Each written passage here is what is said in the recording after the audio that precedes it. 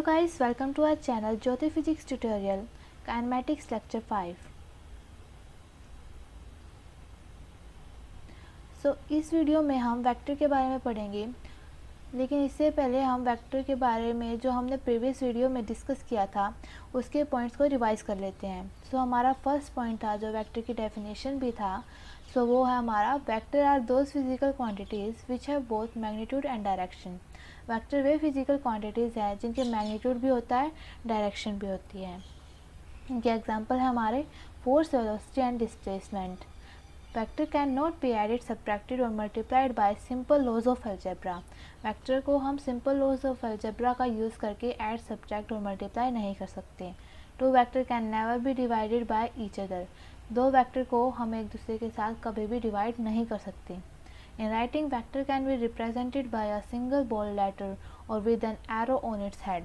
अगर हमें वेक्टर को राइट करना है तो हम उसको रिप्रेजेंट कर सकते हैं एक सिंगल बोल्ड लेटर, या फिर हम उस लेटर के ऊपर एक एरो लगाकर भी वेक्टर को शो कर सकते हैं, लिख सकते हैं। Graphically, a vector can be represented through an arrowed line. अगर ग्राफ पर वेक्टर को हमें शो करना है तो हम एक एरो लाइन के थ्रू इसको शो कर सकते हैं। ये आ गया हमारा vector. Here the length of the arrow shows the magnitude of the vector. जो एरो की लेंथ है वो वेक्टर की मैग्नीट्यूड को शो करती है। Arrow shows the direction of the vector. जो ये एरो है जिस डायरेक्शन में होगा वेक्टर की भी वही डायरेक्शन होगी। The starting point of the arrow line is called tail और ओरिजिन।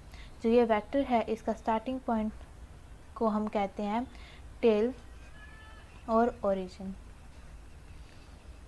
ये जो वेक्टर है ये जस्ट लाइक अ स्नेक की तरह दिख रहा है। इस पार्ट को हम क्या कहते हैं? इसको हेड कहते हैं स्नेक का, इसको हम कहते हैं टेल। ये दो चीज़ें तो याद रहेंगी। ओरिजिन मतलब कहाँ से शुरू हो रहा है। वेक्टर यहाँ से शुरू हो रहा है तो इसको हम कहेंगे वेक्टर का ओरिजिन, और ये पार्ट हो गया हमारा टिप। इस वीडियो में हम स्टडी करेंगे कि वेक्टर के कितने पार्ट होते हैं, and we also study about a few definition in vector algebra. Start करते हैं हम types of vector. There are two types of vector. First is polar vector and the second one is axial vector.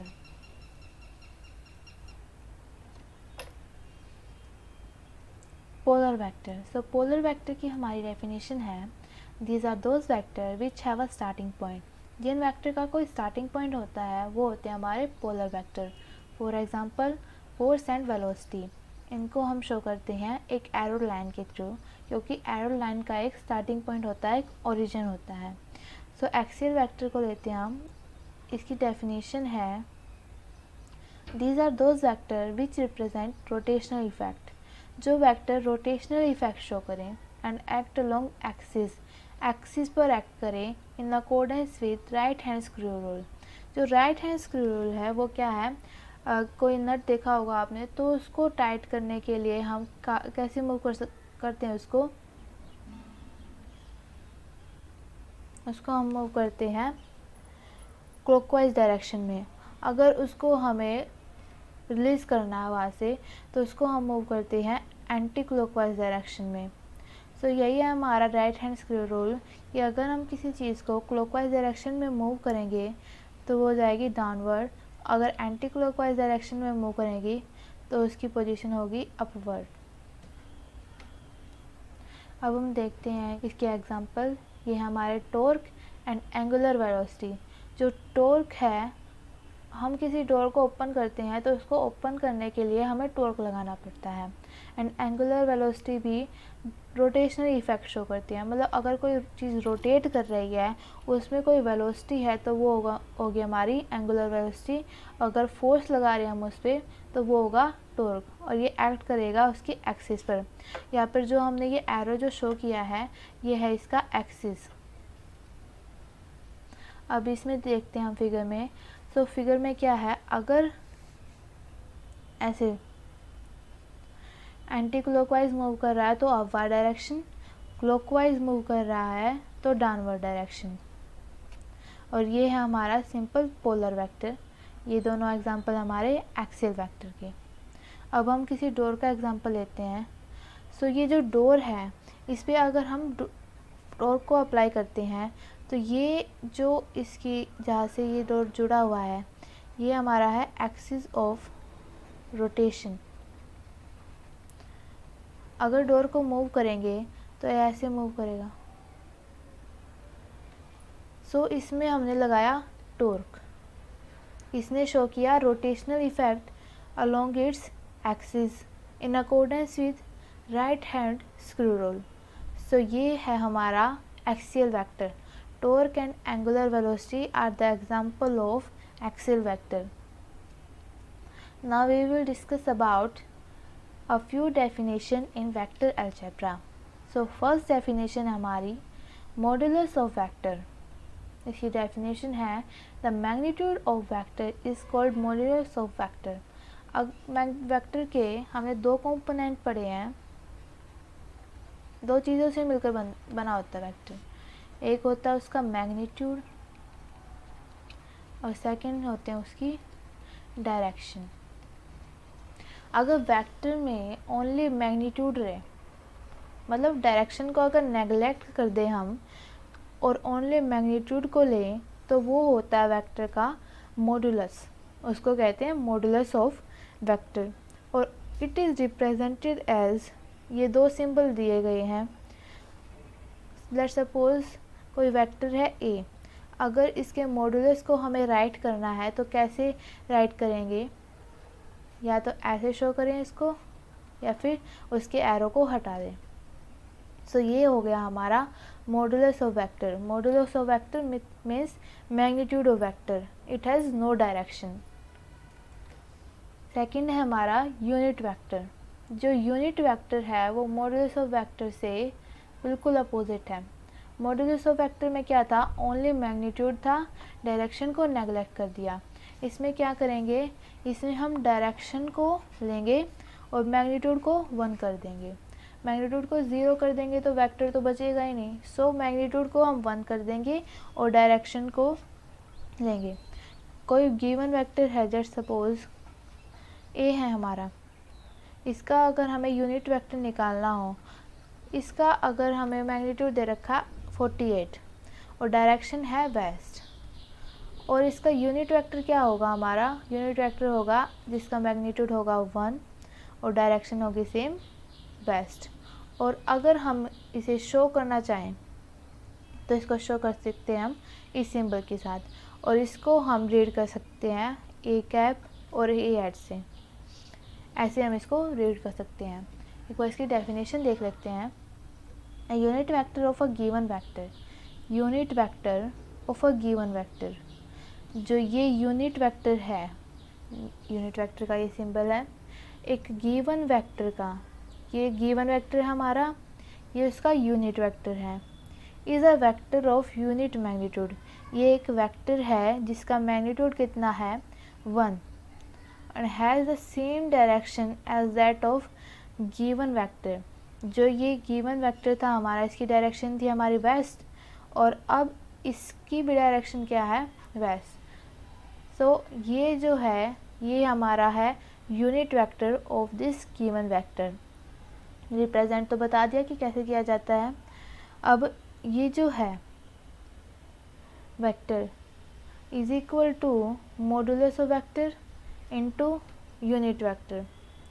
वही बात हो गई, ये हमारा vector है, इसके दो कंपोनेंट क्या है? एक तो उसका मैग्नीट्यूड हो गया, एक उसकी डायरेक्शन हो गई। सो दोनों चीज़ों को अगर हम मल्टीप्लाई कर दें तो हमारा आ जाएगा वेक्टर। इसी से हम इनकी फॉर्मूले भी निकाल सकते हैं। अगर हमें यूनिट वेक्टर निकालना हो सो इसका फॉर्मूला क्या हो जाएगा? हमारा जो गिवन वेक्टर है अपॉन में modulus of vector is equal to unit vector. ऐसे हम निकाल सकते हैं। अगर हमें सिंपल मॉडुलस ऑफ वेक्टर को निकालना है तो ए जो हमारा वेक्टर है गिवन वेक्टर अपॉन में unit vector is equal to A, ये हमारा फॉर्मूला होगा। तो ऐसे हम इनको निकाल सकते हैं। अब हम देखते हैं हमारी सेकंड डेफिनेशन, इक्वल वेक्टर। अब इक्वल वेक्टर की डेफिनेशन है two vectors are said to be equal if they have equal magnitude and same direction। वही है, कोई चीज़ इक्वल कब होगी, मान लीजिए आपके पास 500 ग्राम वीट है और 500 ग्राम राइस है। सो ये दोनों चीज़ें जो हैं ये इक्वल कब होंगी, मतलब एक दूसरे के बिल्कुल इक्वल नहीं हो सकती, क्योंकि ये है वीट और ये है राइस। वैसे ही अगर वेक्टर है, उन दो वेक्टर को हमें इक्वल करना है तो उसके दो कंपोनेंट होते हैं, मैग्नीट्यूड एंड डायरेक्शन। सो अगर दोनों चीज़ें वेक्टर की इक्वल हैं तो क्या होगा, जो वेक्टर हैं वो एक दूसरे के इक्वल होंगे। सो ये हमारे दो वेक्टर हैं, ये दोनों जो हैं इनका मैग्नीट्यूड भी सेम है और डायरेक्शन भी सेम है। सो ये दोनों वेक्टर क्या हुए, इक्वल।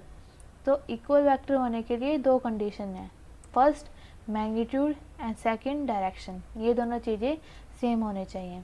और नेगेटिव वेक्टर क्या होगा, a negative vector of a given vector is a vector of same magnitude but acting in opposite direction। मतलब अगर कोई वेक्टर है उसका सेम मैग्नीट्यूड है, कोई दो जो वेक्टर हैं, मतलब फर्स्ट सीन में देखते हैं हम, ये जो दो वेक्टर थे हमारे, इन दोनों का मैग्नीट्यूड सेम है, लेकिन अगर इनकी डायरेक्शन अपोजिट हो जाए, ऐसे अपोजिट हो जाए, तो ये जो वेक्टर है इसका हो जाएगा नेगेटिव। अगर ये a है तो ये हो जाएगा -a। ये हो गया इसका एग्जाम्पल, दोनों की अपोजिट डायरेक्शन में है। Just like a number line, number line में क्या होता है, यहाँ पे 0, अगर इस साइड मूव करेंगे तो यहाँ पे मान लीजिए 3 तक गए हम, और अगर इस साइड मूव करेंगे यहाँ पे -3। सो ये दोनों एक दूसरे के अपोजिट हो गए। तो ये जो है इसका अगर हम नेगेटिव करेंगे तो -3, तो ये वाली जो चीज़ है इस वाले के नेगेटिव है। तो दोनों जो वेक्टर हैं एक दूसरे के अपोजिट हैं, अपोजिट डायरेक्शन में, लेकिन मैग्नीट्यूड सेम होना चाहिए, तभी वो एक दूसरे के अपोजिट मतलब नेगेटिव होंगे। नेक्स्ट डेफिनेशन हमारी कोइनिशियल वेक्टर। अब इस नाम से ही पता चल रहा है, को का मतलब कॉमन और इनिशियल का मतलब स्टार्टिंग, मतलब कॉमन स्टार्टिंग। तो these are those vector whose initial point is same, मतलब जिसका initial point starting point same हो दो वेक्टर का, वो होता है हमारे कोइनिशियल वेक्टर। अब ये जो वेक्टर है हमने पीछे पढ़ा था कि ये वाला जो पॉइंट होता है वो हमारा होता है ओरिजिन, ये होता है हमारा हेड। सो जो ओरिजिन है अगर दो वेक्टर का सेम है तो वो होंगे हमारे कोइनिशियल वेक्टर। ये हो गया हमारा एग्जांपल ऑफ कोइनिशियल वेक्टर। इन दोनों वेक्टर का जो स्टार्टिंग पॉइंट है वो सेम है, इसलिए हमारे इन दोनों वेक्टर को कहेंगे कोइनिशियल वेक्टर। सेकंड डेफिनेशन है collinear vector. These are those vectors which have equal or unequal magnitude and are acting along parallel straight line। दो वेक्टर अगर पैरेलल स्ट्रेट लाइन में एक्ट कर रहे हैं, जस्ट लाइक दिस, अगर ये एक दूसरे के पैरेलल हैं, मतलब इनके बीच का डिस्टेंस हमेशा कांस्टेंट रहेगा, तो ये हो गया हमारे कोलिनियर वेक्टर। इसमें कुछ डिपेंड नहीं करता मैग्नीट्यूड का सेम है या नहीं है, मैग्नीट्यूड पे कुछ डिपेंड नहीं करता, ये लाइन बस एक दूसरे के पैरेलल होने चाहिए। तो ये दोनों वेक्टर हो गए एक दूसरे के collinear vector. Coplanar vector, these are those vector which are acting in the same plane, जो सेम प्लेन में एक्ट कर रहे हूँ। अब प्लेन क्या होते हैं, X Y plane, Y Z plane, Z Y plane, अलग अलग प्लेन होते हैं। तो अगर दो वेक्टर सेम प्लेन में एक्ट कर रहे हैं तो वो हो गए कोप्लेनर। मान लीजिए एक है ऐसे हॉरिजॉन्टल में, अगर दूसरा भी हॉरिजॉन्टल में है तो सही है। अगर ऐसे वर्टिकली मतलब ऊपर खड़ा हो गया तो वो उसके कोप्लेनर वेक्टर नहीं होगा। जो सेम प्लेन में एक्ट करेंगे वही होंगे हमारे कोप्लेनर वेक्टर। अब नेक्स्ट डेफिनेशन हमारी लोकलाइज्ड वेक्टर। इसकी डेफिनेशन है it is that vector whose starting point is fixed. मतलब जिस वेक्टर का स्टार्टिंग पॉइंट फिक्स्ड होता है वो होते हैं हमारे localized vector. It is also called fixed vector. मतलब ये हो गया हमारा वेक्टर, इसका ये वाला जो पॉइंट है ये फिक्स है, ये यहाँ से मूव नहीं कर सकता। सो ये वेक्टर जो है हमारा, ये है हमारा लोकलाइज्ड वेक्टर, और इसको हम फिक्स्ड वेक्टर भी कहते हैं क्योंकि इसका जो स्टार्टिंग पॉइंट है वो फिक्स्ड है। नेक्स्ट डेफिनेशन हमारी non localized vector. So it is that vector whose starting point is not fixed. It is also called free vector. So non localized vector वो होता है जिसका स्टार्टिंग पॉइंट फिक्स नहीं होता।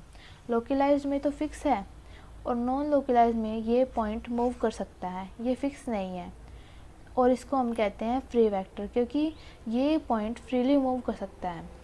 सो गाइस, इस video में हमने पढ़ा कि वेक्टर के कितने टाइप्स होते हैं और a few definition in vector algebra. In the next video, we will discuss about the types, how to multiply, divide, subtract a vector y and another vector. But तब तक के लिए bye bye, take care, शपा खैर।